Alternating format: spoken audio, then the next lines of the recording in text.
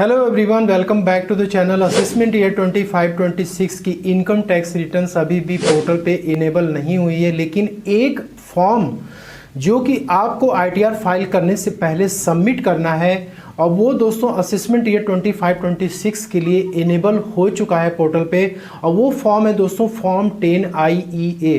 तो form 10IEA आपको क्यों फाइल करना है, किसको फाइल करना है ये फॉर्म, और कौन से आईटीआर फॉर्म के ऊपर ये एप्लीकेबल होने वाला है, इस फॉर्म की लास्ट डेट क्या होने वाली है और आपको ये फॉर्म कैसे फाइल करना है, इन सब बातों के बारे में आज के वीडियो में हम डिस्कस करने वाले हैं। फॉर्म 10IEA क्यों फाइल करना है दोस्तों। नॉर्मली जो आईटीआर है आपकी असेसमेंट ईयर 25-26 की, वो आपको by default new tax regime में ही फाइल करने को मिलेगी। अब मान लीजिए कि आपने अपनी tax planning old tax regime में की हुई है, आपको वहाँ पे बेनिफिट ज़्यादा दिखाई दे रहा है, ठीक है, तो आपको ये फॉर्म 10IEA सबमिट करना पड़ेगा। तो जनरली ये फॉर्म न्यू टैक्स रेजिम से ओल्ड टैक्स रेजिम में स्विच करने के लिए, ऑप्ट आउट करने के लिए फॉर्म डिज़ाइन किया गया। या फिर आपने लास्ट असेसमेंट ईयर में आपने ऑप्ट आउट किया था, आप न्यू टैक्स रेजिम से ओल्ड टैक्स रेजिम में आए थे, फॉर्म 10IEA आपने सबमिट किया था, लेकिन इस असेसमेंट ईयर 25-26 में अब आपको ये लग रहा है कि मेरे लिए न्यू टैक्स रेजिम ही बेनिफिशियल है। तो ऐसे केस में आपको ऑप्ट इन करने के लिए भी आपको फॉर्म 10IEA सबमिट करना मैंडेटरी है। एक बार आपको न्यू से ओल्ड में जाने के लिए और ओल्ड से न्यू में आने के लिए आपको फॉर्म 10IEA सबमिट करना जरूरी है। अब दोस्तों ये फॉर्म किसके लिए एप्लीकेबल है, कौन इस फॉर्म को फाइल कर सकता है, ठीक है। यहाँ पर कोई इंडिविजुअल्स है जिसमें कि सैलरी या पेंशनर आ सकते हैं, या अदर देन सैलरी पेंशनर हो सकते हैं, इंडिविजुअल HUFs हो सकते हैं, एसोसिएशन ऑफ पर्सन, लेकिन कोऑपरेटिव सोसाइटीज को छोड़कर body of individual artificial juridical person. यदि इन पर्सन्स को बिजनेस और प्रोफेशन से इनकम हो रखी है तो उन्हें फॉर्म 10IEA सबमिट करना मैंडेटरी है। अब हो सकता है कि इनके ऊपर ऑडिट एप्लीकेबल हो या ना एप्लीकेबल हो, दोनों ही केस में आपको फॉर्म 10IEA सबमिट करना पड़ेगा। और ये फॉर्म आपको आईटीआर फाइल करने से पहले आपको सबमिट करनी है। अब दोस्तों यहाँ पे ये कि कौन से आईटीआर फॉर्म के ऊपर आपको फॉर्म 10IEA सबमिट करना मैंडेटरी है। तो यदि आपको बिजनेस और प्रोफेशन से इनकम होती है तो आप नॉर्मली ITR 3 और ITR 4 फॉर्म को फाइल करते हैं। तो दोस्तों ITR 4 ऐसे लोग फाइल करते हैं जो बुक्स ऑफ अकाउंट्स मेंटेन नहीं करते हैं, प्रिजम्पटिव टैक्सेशन स्कीम में अपनी ITR को फाइल करते हैं, section 44AD, section 44ADA, section 44A में अपनी ITR को फाइल करते हैं। जनरली ये बिजनेस और प्रोफेशन की ही इनकम को डिक्लेयर करते हैं। तो ऐसे लोगों को फॉर्म 10IEA सबमिट करना पड़ेगा, तभी आप न्यू से ओल्ड टैक्स रेजिम में स्विच कर सकते हैं। ITR 3 ऐसे लोग फाइल करते हैं जो कि अपने बुक्स ऑफ अकाउंट्स को मेंटेन करते हैं, इवन कि उनके ऊपर ऑडिट एप्लीकेबल हो या ना हो। तो दोस्तों इसमें हो सकता है कि आपकी फ्यूचर एंड ऑप्शंस की ट्रेडिंग आ जाए या इंट्राडे की ट्रेडिंग आ जाए, ठीक है। आप एक सैलरी क्लास के पर्सन है या पेंशनर्स हैं, आप ये शेयर मार्केट्स में ये सब काम करते हैं, तो उस केस में भी आपको ITR 3 ही सबमिट करना पड़ेगा। लेकिन यदि आपको सैलरी से या फिर पेंशन से या फिर शेयर मार्केट म्यूचुअल फंड्स की आपको कैपिटल गेन की इनकम हो रखी है, फिक्स्ड डिपॉजिट की इंटरेस्ट इनकम, सेविंग बैंक की इनकम या फिर डिविडेंड की इनकम हो रखी है, एग्रीकल्चरल इनकम हो सकती है, तो उस केस में दोस्तों आप जनरली ITR 1 या ITR 2 ही आप फाइल करते हो। फिर उस केस में आपको फॉर्म 10IEA सबमिट करने की जरूरत नहीं है। अब यहाँ पे कुछ प्रैक्टिकल सिनारियो हम देख लेते हैं कि यदि आपको न्यू से ओल्ड में और ओल्ड से न्यू में स्विच इन स्विच आउट करना है तो उस केस में आप इसको कैसे कर सकते हैं। यदि आपकी बिजनेस और प्रोफेशन से इनकम नहीं है, जनरली आप ITR 1 या ITR 2 को फाइल कर रहे हैं, तो आप एवरी ईयर ओल्ड से न्यू में या फिर न्यू से ओल्ड में आप जा सकते हैं।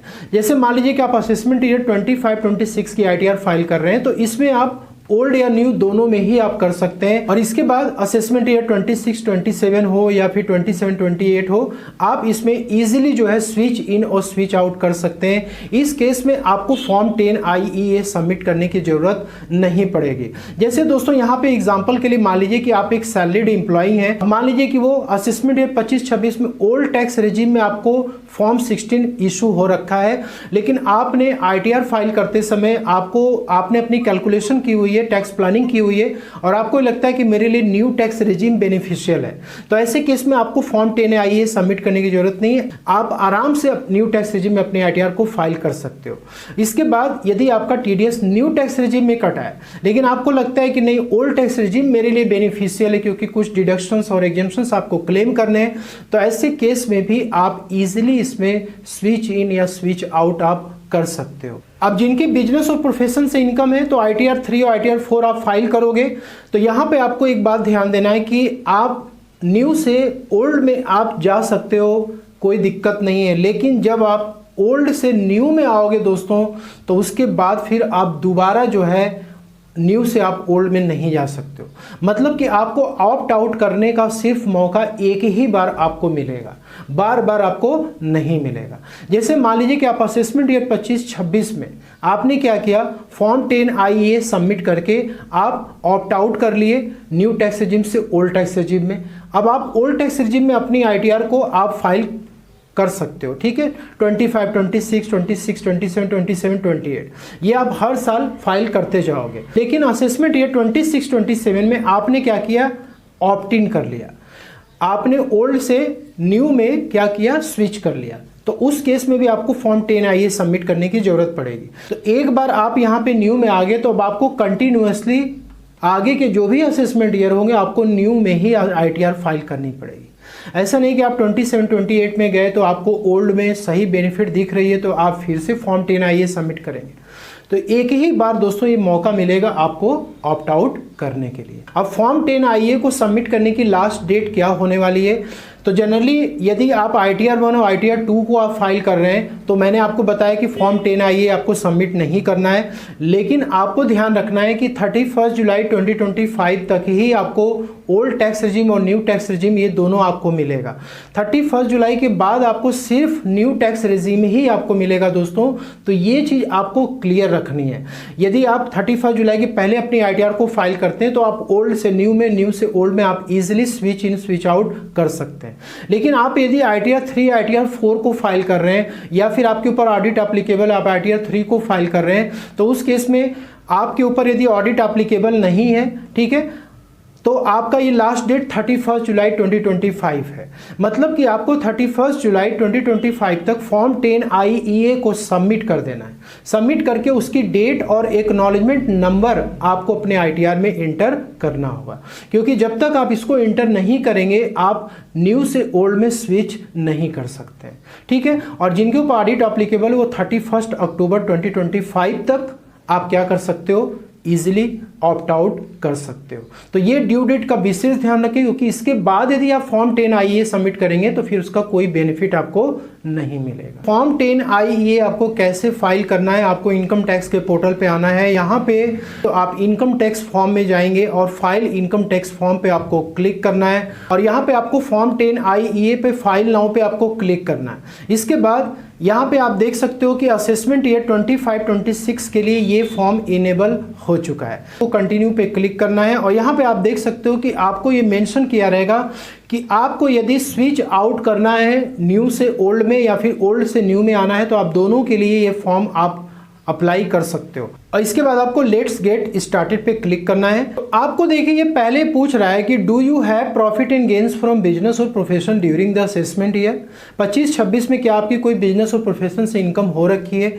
आपको यहाँ पे यस पे क्लिक करना है, ठीक है, क्योंकि यदि आप नो पे क्लिक करेंगे तो देखिए आपको रेड मार्क्स शो कर देगा कि भाई ये फॉर्म 10IEA आपके ऊपर एप्लीकेबल है ही नहीं। आप अपने इनकम टैक्स रिटर्न फाइल करते समय ही आप इजीली जो है आप स्विच आउट कर सकते हो, ऑप्ट आउट कर सकते हो, ठीक है। तो आपको यस पे क्लिक करना है। यहाँ पे आपको ड्यू डेट सेलेक्ट करनी है, क्योंकि जनरली आपकी जो फाइलिंग ऑफ रिटर्न की लास्ट डेट है, यदि आप नॉन ऑडिट केस में आते हो 31 जुलाई सेलेक्ट करना है, यदि ऑडिट केस में आते हो आप तो 31 अक्टूबर आपको सेलेक्ट करना है, ठीक है। तो 31 जुलाई सेलेक्ट करने के बाद आपको कंटिन्यू पे क्लिक करना है और यहाँ पे देखिए दोस्तों आपको ये वार्निंग दे रहा है कि आप बहुत सोच समझ करके आपको ये फॉर्म फाइल करना है, क्योंकि आपने यदि ये फॉर्म फाइल कर दिया तो आप इस पर्टिकुलर असेसमेंट ईयर में इसको विड्रॉ नहीं कर पाएंगे।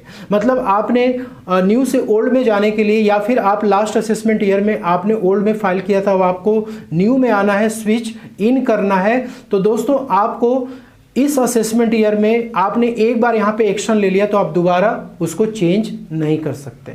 तो आप इसको प्रॉपर तरीके से पढ़ लीजिए। इसके बाद आपको यस पे क्लिक करके दोस्तों इस फॉर्म को आपको सबमिट कर देना है। इसके बाद आपकी स्क्रीन पे एक एक्नॉलेजमेंट नंबर और डेट आ जाएगी जो आपको ITR फाइल करते समय इंटर करना है। तो आशा करता हूँ कि आपको वीडियो में दी गई जानकारी पसंद है, अच्छी लगे लाइक शेयर जरूर करिए। मिलते हैं नेक्स्ट वीडियो में। Thank you so much for watching.